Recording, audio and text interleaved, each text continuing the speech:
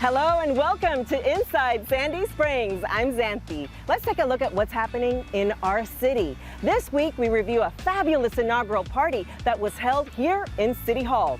I also got to join the Sandy Springs Fire Department in one of their annual inspections. We also salute the Sandy Springs Fire Department, recently recognized on a national publication for their training exercise and community outreach at the Children's Hospital of Atlanta. The City of Sandy Springs has sponsored its first Superstar Dance for people with disabilities. This prom for people with developmental or physical disabilities was this past Saturday, and the turnout proved to be an overall success, as Jane Jarrett, program coordinator from Recreations and Parks, shared with me. The feeling is just amazing to be able to provide this event for our participants. A lot of the parents were just thankful to have this opportunity to come to this event. Our facility here is completely accessible, and sometimes with schools, their proms are taking place at a venue that may not be completely accessible.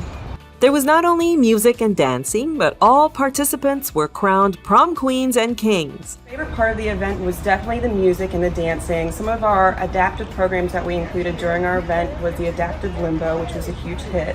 To make it an even more unique party, we are lucky to have generous sponsors. The Paul Mitchell School of Asani, their future professionals provided hair and makeup services. We also had John's Crazy Socks, which is a young entrepreneur with Down syndrome who provided his socks for prizes. We also had Oriental Trading provide a few items.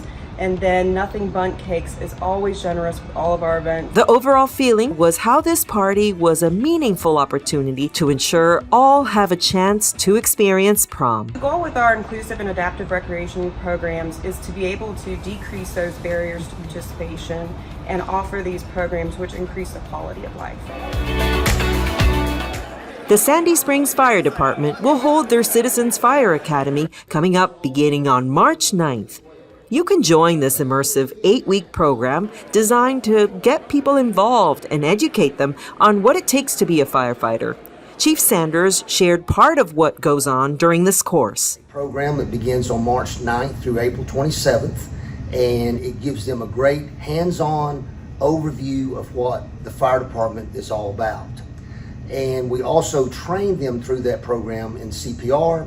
They also get trained in being a citizen emergency response team member. Make sure and register for this in-depth course by going to www.sandyspringsga.gov/Citizens Fire Academy.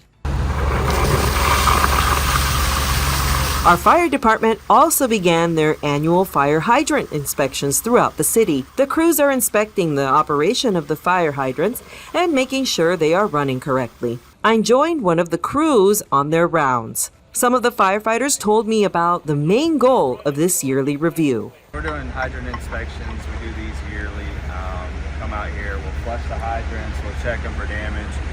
Sometimes the hydrant's missing, or we're missing caps, or leaking, so we'll put in our notes that we need repairs on this.